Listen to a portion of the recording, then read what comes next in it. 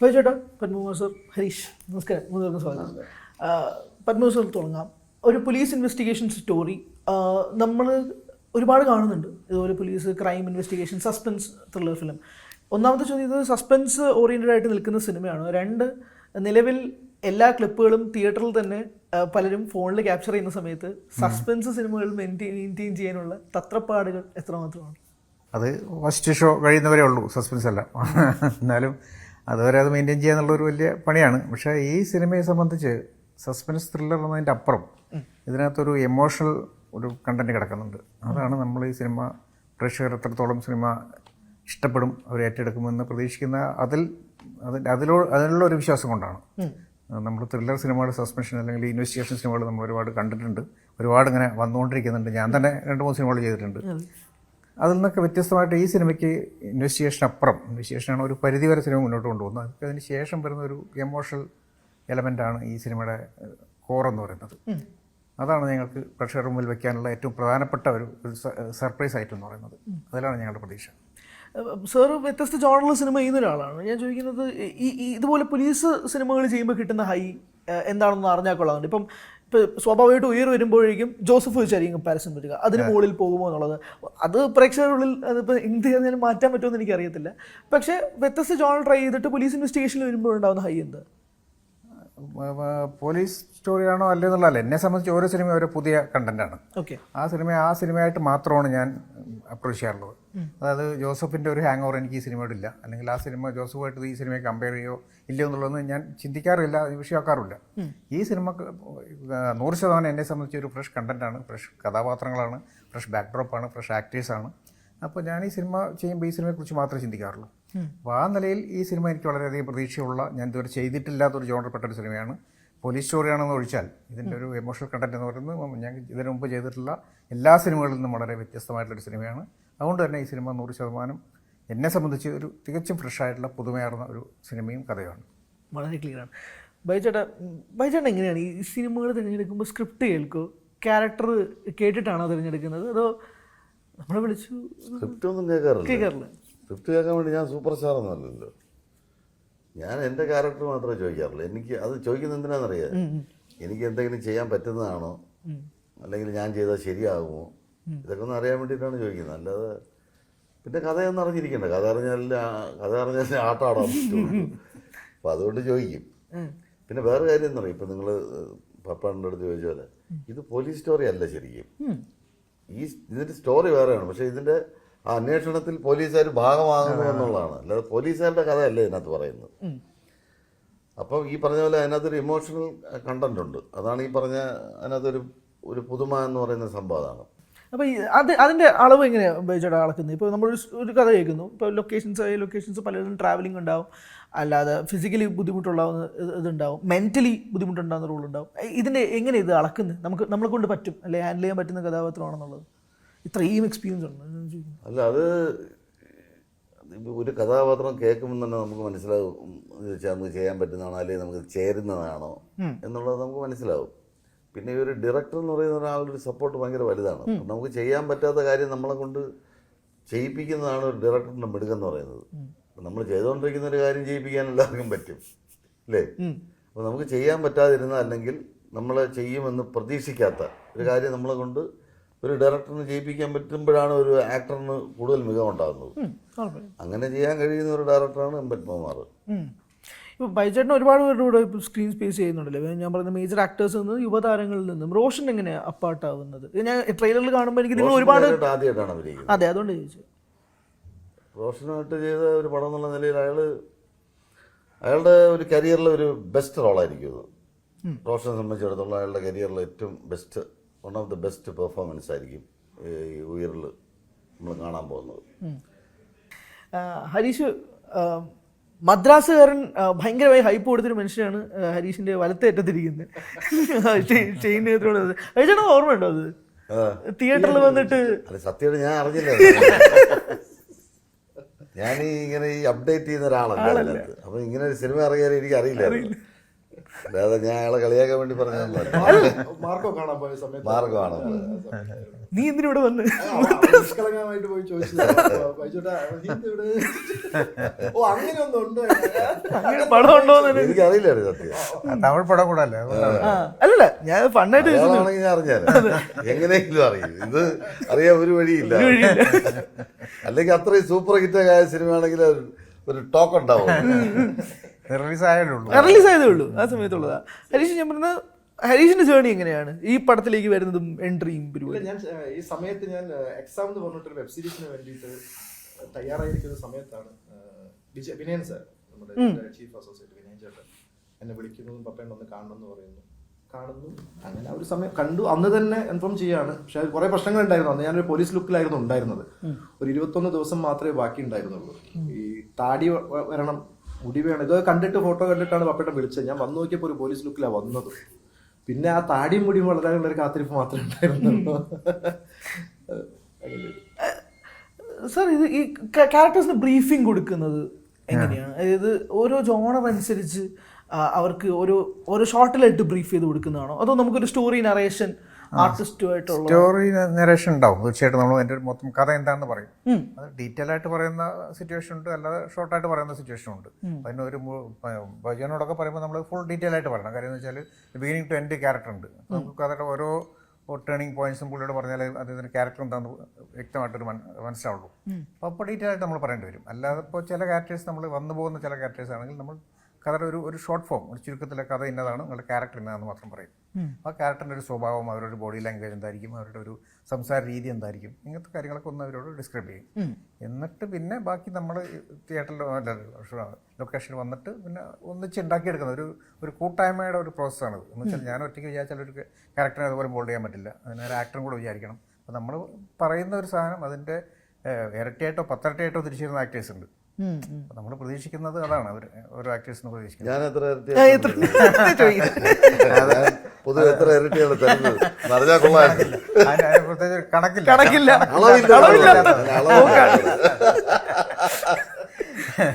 ഇതൊക്കെ ചോദിച്ച് പറയിപ്പിക്കേണ്ടി വരും, വഴിയില്ലാതെ. അവരെ ആക്ടേഴ്സിനെ സൂചിപ്പിക്കാൻ വേണ്ടി പറയുന്നതല്ല.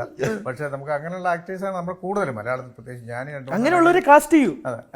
അതാണ് അല്ല നമ്മൾ പുതിയ ആൾക്കാരെ കാസ്റ്റ് ചെയ്യും. നമ്മൾ റോഷനായിട്ടുള്ള നറേഷൻ ഉണ്ട് സാർ. കാരണം നമുക്കിപ്പോൾ റോഷൻ ലാസ്റ്റ് ചെയ്തത് റോന്താണ്. ആ റോന്തിലും പോലീസ് ഓഫീസർ കഥാപാത്രമാണ്. അടുപ്പിച്ചാണ് റോഷൻ വീണ്ടും ഒരു പോലീസ് ഓഫീസർ കഥാപാത്രത്തിലേക്ക്. അടുപ്പിച്ചൊന്നും അല്ലെന്ന്, അത് കുറെ മുമ്പ് അഭിനയിച്ചാണ്. ഇപ്പൊ ഇറങ്ങിയ ആൾക്കാർ വിചാരിച്ച് എന്താണെന്നറിയാം, നമ്മൾ അടുപ്പിച്ച് എസ് ഐ ആയിട്ട് അഭിനയിച്ചോണ്ടിരിക്കുക, അല്ലെ പോലീസ് ഓഫീസറായിട്ട് അഭിനയിക്കുകയാണ്. അതല്ല, നമ്മൾ ഇതിനിടയ്ക്ക് വേറെ റോളുകളൊക്കെ ചെയ്യുന്നുണ്ട്. പക്ഷേ ഇത് ഇറങ്ങുമ്പോൾ 2 സിനിമയിൽ അടുപ്പിച്ച് പോലീസ് പോലീസ് ഈ കല്യാണത്തിനൊക്കെ പോകുമ്പോ കൊച്ചു പിള്ളേരൊക്കെ ചോദിച്ചു തുടങ്ങി, ഇപ്പൊ അങ്ങൾ ഏത് പോലീസ് സ്റ്റേഷൻ, അങ്ങനെ ഒരു സമയമുണ്ട്. അങ്ങനെ കുറച്ച് ചവിട്ടി വെച്ച് ഒരു 4 വിട്ടു. നമ്മൾ ഏത് റോളിലാണോ കുറച്ച് ശോഭിക്കുന്നത് കണ്ടപ്പോൾ അതിനെ വിളിക്കും. അതെന്താന്ന് മനസ്സിലാവും. ഇതിലുണ്ടായിരുന്നു ചേട്ടാ അങ്ങനെ എടുക്കാനൊന്നും വയ്യ. ഇതിലുണ്ടായിരുന്നു അങ്ങനെ ഒരു കൺഫ്യൂഷൻ, ഇനി ഞാൻ ഏറ്റെടുക്കുന്നില്ല, മതിയാക്കാം. ഇതിന്റെ ഞാൻ പറയട്ടെ, ഇതിന്റെ കഥ നമ്മൾ കേൾക്കുന്നത് ചിലപ്പോൾ ഒരു 6-7 മാസം മുമ്പായിരിക്കും. ഷൂട്ട് തുടങ്ങുന്നത് അതൊക്കെ കഴിഞ്ഞ് ഒരുപാട് കഴിഞ്ഞിട്ടാണ് ഷൂട്ട് തുടങ്ങുന്നത്. അപ്പൊ ആ ഇറങ്ങുന്ന സമയത്ത് നമ്മൾ നേരത്തെ അഭിനയിച്ചൊരു പോലീസാണ്, അതും കൂടെ ഇറങ്ങും. എല്ലാം കൂടെ ഒരുമിച്ച് അടുപ്പിച്ച് എസ് ഐ ആയിട്ട് തീർന്നു. എന്ത് ചെയ്യാൻ പറ്റും, ഇതൊന്നും നമ്മുടെ കയ്യിലല്ല. ഇതൊക്കെ അങ്ങനെ സംഭവിക്കും. ഞാനൊരു ഓഡിയൻസിന്റെ പെർസ്പെക്റ്റീവിലായിട്ട് സാർ ചോദിച്ചത്. ആൾക്കാർ പറയും പുള്ളിനെ മാത്രം വിളിച്ചാൽ മതി, യൂണിഫോം പുള്ളി കൊണ്ടുവന്നു. പണ്ട് അങ്ങനെ ഒരു ഇതുണ്ടായിരുന്നില്ലേ പല ആർട്ടിസ്റ്റ്, ഇപ്പോഴും ഉണ്ടോ സാർ റോഷനായിട്ടുള്ള നറേഷൻ? കാരണം അറിഞ്ഞാൽ കൊള്ളാന്നുണ്ട് റോഷൻ ഇപ്പം ആ തിയേറ്റർ ആർട്ടിസ്റ്റും കൂടെ ആകുമ്പോഴേക്കും. അല്ല, എനിക്കെന്താണെന്ന് വെച്ചാൽ ഞാൻ റോഷനായിട്ട് ഇതിനു മുമ്പ് 2-3 തവണ സ്റ്റോറി സംസാരിച്ചിട്ടുണ്ട്. പല കാര്യങ്ങളും നടന്നിട്ടില്ല. ചിലപ്പോൾ റോഷൻ അത് വർക്കായില്ല എന്ന് പറയും ചില സമയത്ത്, അല്ലെങ്കിൽ ചില പല കാരണങ്ങൾ നടക്കാതെ പോയിട്ടുണ്ട്. ഈ സിനിമ ഇതിൻ്റെ കഥ എന്നോട് ഈ അൻഷാദ് എന്ന് പറയുന്നതിൻ്റെ ശരിക്കും ഞാൻ പറഞ്ഞു റിയൽ ഇൻസിഡൻ്റ് ആണത്. അപ്പോൾ അതിൻ്റെ യഥാർത്ഥ കഥാപാത്രം റോഷൻ ചെയ്ത ക്യാരക്ടർ എന്ന് പറയുന്ന ഒരു പ്രൊബേഷണറി ഓഫീസറാണ്. അദ്ദേഹം ഇപ്പോൾ താനൊരു CI ആണ്. അപ്പോൾ അദ്ദേഹം എന്നോട് ഈ കഥ പുള്ളിയുടെ ലൈഫിൽ ഉണ്ടായ ഒരു കഥ എന്നോട് പറഞ്ഞപ്പോൾ പറയുക മാത്രമല്ല, അതിൻ്റെ കുറേ അന്ന് 2017 ഇതിനെപ്പറ്റി കുറേ പേപ്പറിൽ മാതൃഭൂമിയിൽ കുറേ ന്യൂസ് വന്നായിരുന്നു. ന്യൂസ് പേപ്പർ കട്ടിങ്സ് ഉണ്ടായിരുന്നു. അതിൻ്റെ കട്ടിങ്സും അതിൻ്റെ ഒരു ഫീച്ചറൊക്കെ വന്നായിരുന്നു. അപ്പോൾ അതെനിക്ക് അയച്ചു തന്നു. അപ്പോൾ എനിക്കത് കേട്ടപ്പോൾ തോന്നി ഇതൊരു സിനിമയാക്കാൻ പറ്റിയൊരു വിഷയമുണ്ട്, നല്ലൊരു എലമെൻ്റ് അതിനകത്തുണ്ട് എന്ന് എനിക്ക് തോന്നി. ആരെ ചെയ്യാൻ പറ്റിയ കാര്യം ഒരു പ്രൊഫഷണൽ ഓഫീസറാണ്. അപ്പോൾ ആ ഒരു മെച്യൂരിറ്റി വേണം, എന്നാൽ ഒരുപാട് മെച്യൂർഡ് ആയിട്ടുള്ള ഒരാളായിട്ട് തോന്നാനും പാടില്ല. ഒരു പുതിയ ഒരാളാണ്, അങ്ങനത്തെ ഒരാൾ വേണം എന്ന് തോന്നിയപ്പോൾ ഞാൻ റോഷനെ ആണ് എൻ്റെ മനസ്സിൽ വന്നത്. അപ്പോൾ റോഷൻ ഞാൻ ഈ പേപ്പർ കട്ടിങ്സാണ് ആദ്യം അയച്ചു കൊടുക്കുന്നത്. പേപ്പറിൽ വന്ന വാർത്ത ഡീറ്റെയിലും ഈ ഫീച്ചറും അയച്ചു കൊടുക്കുന്നത്. അത് വായിച്ചിട്ട് റോഷൻ എനിക്ക് മെസ്സേജ് ചെയ്തു, ഇത് കൊള്ളാം, തിരക്കിടില്ല, നല്ല വിഷയമാണെന്ന് തോന്നുന്നു എന്ന് പറഞ്ഞു. അപ്പോൾ ഞാൻ ഒരു ദിവസം നേരിട്ട് കാണാമെന്ന് പറഞ്ഞു. ഞാൻ നേരിട്ട് റോഷനോട് കണ്ട് സംസാരിച്ച് ഞാൻ ഈ അൻഷാദ് സാറായിട്ട് ഞാൻ റോഷനെ കാണാൻ വേണ്ടി പോയി, ഞങ്ങളെല്ലാവരും കൂടെ.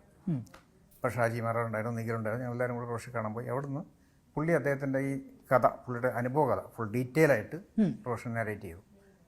അതാണ് റോഷൻ അത് ഹുക്ക് ചെയ്തത്. എന്ന് വെച്ചാൽ അത് റിയൽ ഇൻസിഡൻ്റാണ്. അതിനകത്തൊരു സിനിമാറ്റിക് എലമെൻറ്റ്സ് കുറച്ചുണ്ട്, പിന്നെ ഭയങ്കര എമോഷൻ ഉണ്ട്. ഒരു പോലീസ് സ്റ്റോറിയാണ്, എന്നാൽ ഒരു പക്ക പോലീസ് സ്റ്റോറിയാണെന്ന് വെച്ചാൽ അല്ല. പോലീസ് ഒരു ബാക്ക് ഡ്രോപ്പിലുണ്ട്, ഒരു പോലീസുകാരൻ്റെ ജേണിയാണ് കഥ എന്ന് പറയുന്നത്. പക്ഷേ ഈ പറഞ്ഞ ഒരു പ്രൊഫഷണൽ പോലീസ് ഓഫീസറാണ് അയാൾ.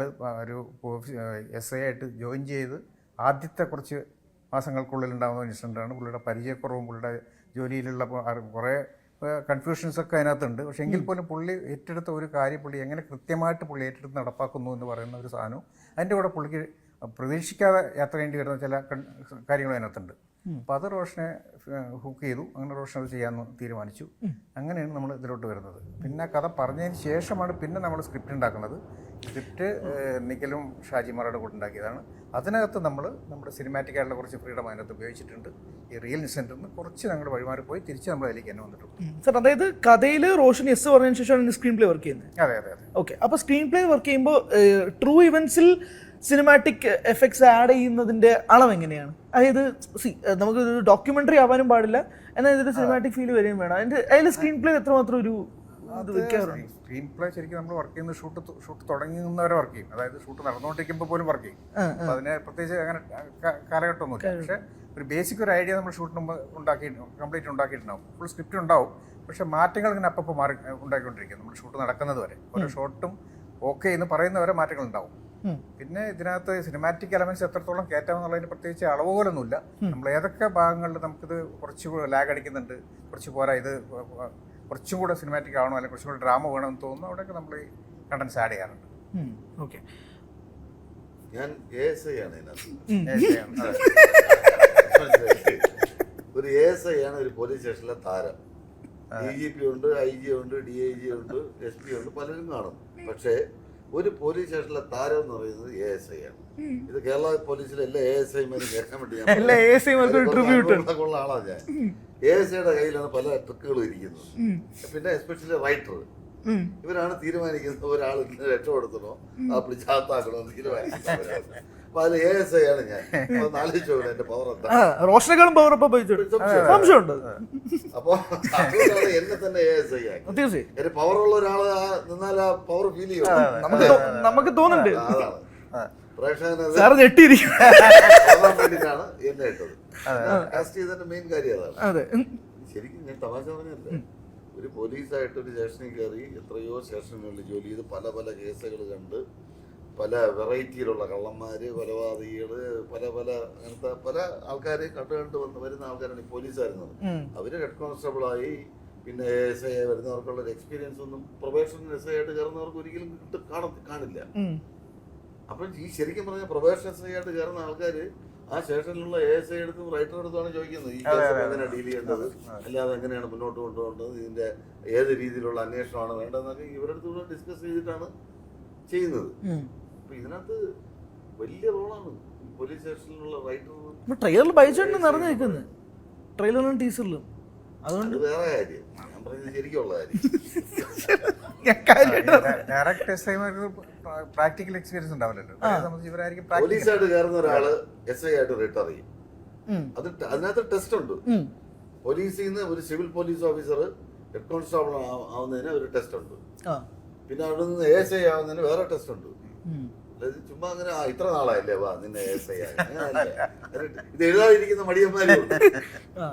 ഇത് പാസ്സാവൂലെന്ന് വിചാരിച്ച് എഴുതാതിരിക്കുന്ന മടിയന്മാരുണ്ട്. പാസ്സായി കഴിഞ്ഞാൽ ഉത്തരവാദിത്വം കുറച്ച് കൂടുതലാണ്. ശമ്പളം കൂടും. ബൈചേട്ടാ, ഇപ്പം നമ്മളിപ്പോൾ ഇന്റർവ്യൂവിൽ പറയുന്ന വാക്കുകൾ പിന്നീട് ബൈചേട്ടന് റിഗ്രറ്റ് പോലെ അടിക്കുന്ന സിറ്റുവേഷനിലുണ്ടായിട്ടുണ്ട്. ഇപ്പൊ ഏറ്റവും ഒടുവിൽ ബൈചേട്ടൻ പറഞ്ഞൊരു വാചകവും പിന്നീടും വൈറലായി. അറിഞ്ഞില്ല, ഈ സ്ത്രീകൾ അമ്മയെ പോലെയല്ലേ കാണുന്നത്, പുരുഷന്മാർ അങ്ങനെയല്ല. റിഗ്രറ്റ് ഒന്നുമില്ല, അത് വളരെ ആലോചിച്ചിട്ടാണ് പറയുന്നത്. ഇനി ആലോചിക്കാതെ പറയുന്ന കാര്യമാണെങ്കിലും നമ്മൾ റിഗ്രറ്റിന് തയ്യാറാവില്ല. എന്നാ ഞാൻ ചോദിക്കാം, അമ്മ സംഘടനയിലെ കാര്യങ്ങളെ കുറിച്ച് അവിടെ താമസം അവിടെയാണ്. അതാണ്, അതുകൊണ്ടാണ് ഇങ്ങനെ കുത്തിത്തിരിപ്പ് ചോദ്യമൊക്കെ ചോദിക്കുന്നത്. പ്രൊമോഷൻ വന്നിട്ട് ചോദിക്കണം, അമ്മ സംഘടനയിലെ കാര്യം നമുക്ക് പത്മഭൂഷൺ വാങ്ങിച്ച് തിരിച്ചു വരുമ്പോൾ ചെന്നൈയിൽ വെച്ച് ചോദിച്ചു. മമ്മൂക്കയോട് ചോദിച്ചപ്പോ മമ്മൂക്ക പറഞ്ഞു തരത്തില്ല. പത്മഭൂഷൺ പത്മഭൂഷൺ വാങ്ങിച്ചപ്പോ മമ്മൂക്കയോട് പറഞ്ഞു എന്താ ചോദ്യം വരാത്തത് ഞാൻ ആലോചിച്ചിരിക്കുകയാണ്. അമ്മയുടെ കാര്യം ചെന്നൈയിൽ വെച്ചിട്ട്. അതൊന്നും വലിയ കാര്യമുള്ള സംഭവമൊന്നുമല്ല. അതിപ്പോ ഒരു കമ്മിറ്റിക്ക് അത് നടത്തിക്കൊണ്ടുപോകാനുള്ള പ്രാപ്തിയില്ല, അവർ രാജിവെച്ചു. അടുത്ത ആൾക്കാർ വരും, അടുത്ത ആൾക്കാർ വരുമ്പോൾ അവർ നടത്തും. ഇതൊക്കെ നടന്നുകൊണ്ട് തന്നെ ഇരിക്കുന്നു. വ്യക്തികളൊന്നും അല്ല ഇതിനകത്ത് പ്രാധാന്യം, സംഘടനയല്ലേ, സംഘടനയ്ക്കാണ് പ്രാധാന്യം. ആൾക്കാർ മാറിക്കൊണ്ടേയിരിക്കും, അതിനൊന്നും കാര്യമൊന്നുമില്ല. എല്ലാ സംഘടനകളിലുള്ള പിന്നെ പൊളിറ്റിക്കൽ പാർട്ടികളിലൊക്കെ ഇപ്പൊ ഒരു ഫ്ലൈറ്റ് ഓടിക്കുന്നത് ഒരേ പൈലറ്റാണോ? മാറി മാറി ഓടിക്കില്ല. ഫ്ലൈറ്റ് ഓടിക്കുന്ന ഒരാളല്ലേ. വായിച്ചിട്ട് അങ്ങനെയാണോ ഇത്? ആരോപണങ്ങൾ കാരണം ഇറങ്ങിയതല്ലേ എന്ന് പറഞ്ഞാൽ ഇപ്പൊ ഒരു പൈലറ്റ് അയാള് മദ്യവെച്ചിട്ടുണ്ട്, ടെസ്റ്റ് ചെയ്യും സ്മോൾ അടിച്ചിട്ടാണ് പൈലറ്റ് വന്നത്, അയാൾ ജോലി ചെയ്ത് പുറത്താക്കും, നടപടി എടുക്കും അയാളുടെ പേര് എന്നൊക്കെ പറയുന്ന പോലുള്ള കാര്യങ്ങളാണ്. ഇത് ഭയങ്കര ഗുരുതര ആരോപണങ്ങളല്ലോ, അതുകൊണ്ടാണല്ലോ വീണത്. അല്ല ഞാൻ പറഞ്ഞതേ ഉള്ളൂ. ആരോപണമൊന്നും ഇല്ലല്ലോ, അവര് സ്വമേധ രാജിവെച്ചല്ലേ. ഇതെന്താ ആരോപണം? മറുപടി ഇവര് തമ്മിലുള്ള വിഷയങ്ങളല്ലേ അതൊക്കെ. അല്ല പൊതുജനത്തിന് ഇപ്പം അമ്മയുണ്ടെങ്കിൽ എന്ത്, അച്ഛനുണ്ടെങ്കിൽ എന്ത്, പൊതുജനത്തിന് ഇതൊന്നും വിഷയമൊന്നുമില്ല. ഇത് നടത്തിക്കൊണ്ട് പോകേണ്ടത് ഇവരെ ആവശ്യമാണ്. പൊതുജനത്തിന് ഇതൊന്നും വലിയ കാര്യമൊന്നുമല്ല. അപ്പൊ അവരുടെ മുമ്പിൽ ഇങ്ങനെയുള്ള വീഴ്പോലൊക്കെ ഇല്ലാതിരിക്കുന്നതായിരുന്നു ഇവർക്ക് നല്ലത് അല്ലേ? ഇതിലേക്ക് പോകണ്ടായിരുന്നു. പോകണ്ടായിരുന്നു. എനിക്ക് അത്രേ പറയാനുള്ളൂ. മനസ്സിലായി. എല്ലാവരും മര്യാദ കിടന്നാൽ അവരവർക്ക് കൊള്ളാം. ഞാനും ഓക്കെ, ഞാനത് വിട്ട് ആ കേസ് ഒന്നുമില്ല, എല്ലാം പറഞ്ഞു കഴിഞ്ഞു. എല്ലാം ചോദിച്ച് മനസ്സിലായി കഴിഞ്ഞു. ഇല്ല, ഞാനത് ലൈറ്റ് ആയിട്ടല്ല സീരിയസ് ആയിട്ട് ചോദിക്കണമെന്ന് വിചാരിച്ചു, അതുകൊണ്ടാണ് ഞാൻ വിട്ടെന്ന് പറഞ്ഞത്. ഹരീഷ്, ഇപ്പം ക്യാരക്ടേഴ്സ് തിരഞ്ഞെടുക്കുന്നതിന്റെ കാര്യം പറഞ്ഞല്ലോ, നമ്മൾ അപ്രോച്ച് ചെയ്യുമല്ലോ ഡയറക്ടേഴ്സ്, നമുക്ക് വർക്ക് ചെയ്യാൻ താല്പര്യമുള്ള ഡയറക്ടേഴ്സ്, പ്രൊഡ്യൂസേഴ്സ്, പ്രൊഡക്ഷൻ കമ്പനികൾ, അങ്ങനെ അപ്രോച്ച് ചെയ്യുന്ന ഒരു ശീലമുണ്ടോ? കാരണം പലരും മടി പിടിച്ച് അങ്ങനെ ഇരിക്കാറുണ്ട്, അതുകൊണ്ട് ചോദിച്ചേ. ഇല്ല, ഞാൻ എല്ലാ ഓഫീസുകളിലും ചെന്നൈയിലേക്കോട്ടെ എല്ലാ ഓഫീസുകളിലും കയറി ഇറങ്ങി നടന്ന ഡയറക്ടേഴ്സിനെ കാണാൻ പോയിരുന്നത് അത് തന്നെയാണ്. അപ്പേട്ടനെ തന്നെ ഞാൻ 10 കൊല്ലമായിട്ട് ഫോളോ ചെയ്യുന്നുണ്ട്. അപ്പേട്ടന്റെ ഫോൺ എടുക്കാറില്ലായിരുന്നു. പിന്നെ ഈ പടം തുടങ്ങി കഴിഞ്ഞ ശേഷം പിന്നെ ഫോൺ എടുക്കും. സർ, ഗുരുതര ആരോപണമാണ്. ഫോൺ എടുക്കാറില്ല. ഫോൺ എടുക്കാൻ നമ്മളെ കൊണ്ട് പറ്റത്തില്ല, ഒരു പരിധിയില്ല. ഒരുപാട് ഞാൻ ഫോളോ ചെയ്തിട്ടുണ്ട്. ആണോ? പോയിക്കൊണ്ടിരിക്കുന്നു. പ്രോസസ് അപ്രോച്ച് എന്നുള്ളതല്ല, നമുക്ക് എങ്ങനെ അവസരങ്ങൾ കിട്ടുക എന്നുള്ളതിന് വേണ്ടി നമ്മൾ സിനിമയെ സ്നേഹിച്ചു, അതിലേക്ക് ഇറങ്ങി തിരിച്ചു. അവസരങ്ങൾക്ക് വേണ്ടി നിറയെ പോയിട്ടുണ്ട്. അപ്പോൾ ഇങ്ങനൊരു അവസരം കിട്ടുക ഇതാണ് നമ്മളൊരു ഇത്രയും കാലം ഓടിയതിന്റെ ഏറ്റവും വലിയൊരു റിസൾട്ടാണ് ഇപ്പൊ പപ്പേന്റെ പോലത്തെ ഒരാളുടെ പടത്തിൽ ചെയ്യാന്ന് പറഞ്ഞത്. അതാണ് ഏറ്റവും വലിയ. ഇനി നടന്നുകൊണ്ടിരിക്കും. ഇത് കഴിഞ്ഞു വിചാരിച്ചിട്ട് ഇനി എന്നുള്ളതില്ല. അടുത്ത ഡയറക്ടേഴ്സിൽ പോയി കാണുക. തമിഴൊക്കെ വിട്ട് കൂടെ നാട്ടിൽ സെറ്റിലായി. ഇവിടെ ആയോ? മലയാളത്തിലാണ്.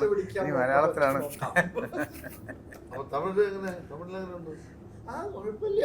പക്ഷെ കുറച്ചും കൂടി നമുക്ക് ഒരു ഓഫീസുകളും കാര്യങ്ങളും ഒരു പടം ഓൺ ചെയ്യുന്ന സമയത്ത് അവർക്കൊരു ഓഫീസ് സെറ്റപ്പ് അങ്ങനെയൊക്കെ ഉണ്ടാവുമല്ലോ. നമുക്ക് പോയി കാണാനും ഇവിടെ നമുക്ക് ആരും എത്തിപ്പിടിക്കാൻ വലിയ ബുദ്ധിമുട്ടാണ്.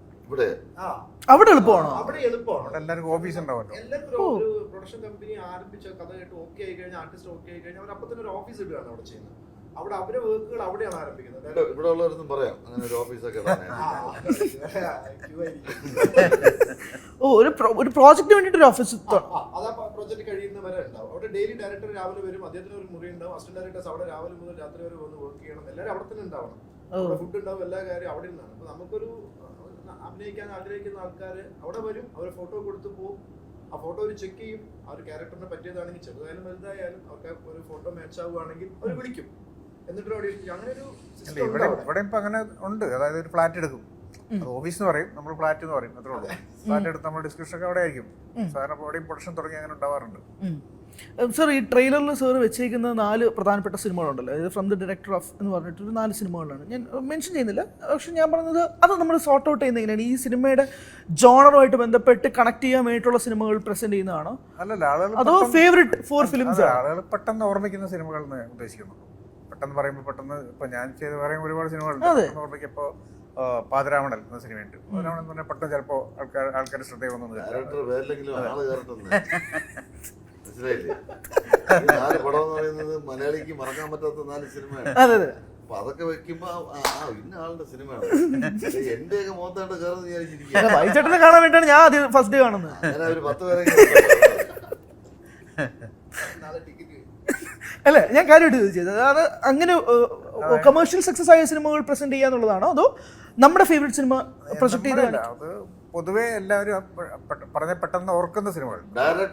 ഡയറക്ടർ ആരാന്ന് നോക്കി സിനിമ കാണുന്ന ആൾക്കാരാണ് മലയാളത്തിലെ പകുതി പ്രേക്ഷകർ. അതെ അതെ ആ ഈ അല്ല അപ്പൊ അതുകൊണ്ടല്ലേ ഇപ്പൊ ബാലൻ തന്നെ ചിദംബരത്തിന് ഡയറക്ടേഴ്സ് എപ്പോഴും ഒരു മാർക്കറ്റുള്ള ഒരു ഹീറോ അന്വേഷിക്കുന്നത് എന്തുകൊണ്ടാണ്? ഈ പുള്ളുണ്ടാവാൻ വേണ്ടിയിട്ടാണ്. ഒരു ഇൻഷ്യൽ പുള്ള് വേണ്ടേ ഒരു സിനിമയ്ക്ക്? അപ്പൊ അതുകൊണ്ടാണ്. ബൈചേട്ടാ, അപ്പൊ പുതുമുഖ താരങ്ങൾക്കും ഇങ്ങനെ നല്ലൊരു ഡയറക്ടർ ആണെങ്കിൽ ആള് കയറും, സംശയമില്ല. കയറേണ്ടതാണ്. നല്ല സിനിമയാണെങ്കിൽ ഉണ്ടാവും. അങ്ങനെ ഓടിക്കുള്ള സിനിമകളൊക്കെ പിന്നെ ഇഷ്ടം പോലെ ഉണ്ട്. ഇപ്പൊ വാഴ 2 തന്നെ പുതിയ ഡയറക്ടർ, പുതിയ പിള്ളേര് അല്ലെ, ആദ്യമായിട്ട് അഭിനയിക്കുന്നത്. അതിന് മുമ്പ് ഒരു ഹാങ് ഓവർ ഉണ്ട്. വാഴ 1-ന്റെ ഒരു ഹാങ് ഓവർ ഉണ്ട്. അതുകൊണ്ടാണ് വാഴ 2-ന് ആള് വന്നത്. വാഴ 1-ലും പുതിയ ഡയറക്ടർ ആനന്ദ്. അതെ അതെ, അതും അങ്ങനെ ഉണ്ടായി. ഒന്നും പറയാൻ പറ്റില്ല, എന്തൊക്കെയോ സംഭവിക്കുന്നു അറിയാതെ. അപ്പൊ എന്ത് വേണോ സംഭവിക്കും. വലിയ സ്റ്റാർ കാസ്റ്റ് വലിയതായിട്ട് പടം ഓടാതെയും പോവാം, പുതിയ ആളുകൾ വെച്ച് പടം ഹിറ്റാവുകയും ചെയ്യും. എന്ത് നടക്കും ഇവിടെ അല്ലേ? സിനിമ ഇനി അങ്ങോട്ടും തിയേറ്ററിലൊക്കെ ഓടിയില്ലെങ്കിലേ പഴയ അവസ്ഥയിലായി. പണ്ട് സിനിമ തിയേറ്ററിൽ നിന്ന് കിട്ടുന്ന ഇൻകം മാത്രമേ ഉള്ളൂ സിനിമയ്ക്ക്. ഈ സാറ്റലൈറ്റ് ഓവർസീസ് OTT ഒന്നും ഉണ്ടായിരുന്നില്ല. ഇപ്പൊ തിരിച്ചു അതുപോലെ ആയി. ഇപ്പൊ തിയേറ്റർ നന്നായിട്ട് ഓടിയാൽ മാത്രമേ ഈ ബിസിനസ് മിനിമം ഒരാഴ്ചയെങ്കിലും ഓടണം. ഒരാഴ്ച ഓടിയാൽ പോലും OTT എടുക്കണമെന്ന് നിർബന്ധമില്ല. പണ്ട് 100 ദിവസം ഓടുന്നതായിരുന്നു ഹിറ്റ്. ഇപ്പൊ ഒരാഴ്ച ഓടി. പണ്ടെന്ന് ഞാൻ പറഞ്ഞത് 10-30 വർഷം മുമ്പ്. അന്ന് ഒരു ഡിസ്ട്രിക്റ്റിൽ ഒരു തിയേറ്ററല്ലേ ഉള്ളൂ. സ്ഥലത്തെ പടം കളിക്കുന്നുള്ളൂ. അതാണ് 100 ദിവസം ഓടുന്നത്. ഇപ്പൊ എല്ലാ സ്ഥലത്തും ആയില്ല. ഇപ്പൊ ഒരു ജില്ലയിൽ തന്നെ 15 തിയേറ്ററിൽ ഇറങ്ങും. അപ്പൊ നമ്പർ ഓഫ് ഡേയ്സ് ഒരു ജില്ലയിൽ 15, ഒരു മൾട്ടിപ്ലക്സിൽ കാണും 10 സ്ക്രീൻ. അപ്പം 10 സ്ക്രീനിലൂടെ ഒരു പടം കളിക്കൂല. ഒരു മിനിമം ഒരു ഡിസ്ട്രിക്റ്റിൽ ഒരു 15 തിയേറ്ററിലെങ്കിലും കാണും. ഒരു കമേഴ്ഷ്യൽ സക്സസ് വേണം എന്നുള്ളൊരു തോട്ട് ഉണ്ടാവുന്ന സാധ്യതയിലേക്ക് നീങ്ങാറുണ്ട്. അതായത് ഓക്കെ, ഒരു കമേഴ്ഷ്യൽ ഫ്ലേവേഴ്സ് എല്ലാം ആഡ് ചെയ്തുകൊണ്ടുള്ളൊരു സിനിമ വരണം എന്ന് ചെയ്യാൻ അങ്ങനെയുള്ളൊരു തോട്ട് നമ്മൾ ഡ്രൈവ് ചെയ്യാറുണ്ടോ എന്നുള്ളതാണ്. തീർച്ചയായിട്ടും ഉണ്ട്. പക്ഷേ നമ്മൾ ഈ പറഞ്ഞ പോലെ ഹിറ്റുകൾ ഉണ്ടാവുന്നതാണ്, അല്ലാണ്ട് നമ്മൾ ആരും ഉണ്ടാക്കുന്നതല്ല. എല്ലാവരും ഹിറ്റാവാൻ വേണ്ടിയാണ് സിനിമ ചെയ്യുന്നത്. അതെ, എല്ലാവരും അതിന് വേണ്ടിയാണ് സിനിമ ചെയ്യുന്നത്. ആരും സിനിമ ഫ്ലോപ്പ് ആവാൻ വേണ്ടിയിട്ട് ഒരു ആവറേജ് സിനിമ എടുക്കാം അല്ലെങ്കിൽ ഒരു മോശം സിനിമ എടുക്കാം എന്ന് ആരും വിചാരിക്കുന്നില്ല. എല്ലാവരും സൂപ്പർ ഹിറ്റ് സിനിമ എന്ന പ്രതീക്ഷയിലാണ് സിനിമ എടുക്കുന്നത്. പിന്നെ തിയേറ്ററിൽ വരുമ്പോൾ അത് ആയി പോകുന്നതാണ്. അപ്പം നമ്മളും അങ്ങനെ തന്നെയാണ്. എന്നെ സംബന്ധിച്ച് എൻ്റെ സിനിമ എനിക്ക് ഇഷ്ടപ്പെടുന്നതാണ് ഏറ്റവും വലിയ കാര്യം. എനിക്ക് ഇഷ്ടപ്പെട്ട സിനിമ പ്രേക്ഷകർ ഇഷ്ടപ്പെടുമെന്നാണ് ഞാൻ വിചാരിക്കുന്നത്. മിനിമം ഞാനൊരു പ്രേക്ഷകനും കൂടെയാണ്. അതുകൊണ്ട് ഇത് എനിക്ക് ഓക്കെ, ഇത് ഓക്കെയാണ്, ഇത് അവർക്ക് ഓക്കെ ആയിരിക്കും എന്ന് ഞാൻ വിചാരിക്കുന്നു. ചിലപ്പോൾ അതിൻ്റെ റേഷ്യോ മാറിപ്പോയേക്കാം. ബൈചേട്ടൻ ഇപ്പോൾ ഒരു പടത്തിന്റെ വിജയപരാജയങ്ങൾ ബാധിക്കാറുണ്ടോ? ഞാൻ അഭിനയിച്ചൊരു സിനിമ ഉണ്ടോ? നമ്മള് 10 ഓടാത്ത പടത്തിൽ അഭിനയിക്കുന്നതിനേക്കാളും നല്ലത് ഓടുന്ന ഒരു പടത്തിൽ അഭിനയിക്കുന്നതാണ്. പക്ഷെ ഇത് ഏത് ഓടും പാട് നമ്മൾ ഈ മാനദണ്ഡത്തിൽ അഭിനയിക്കും.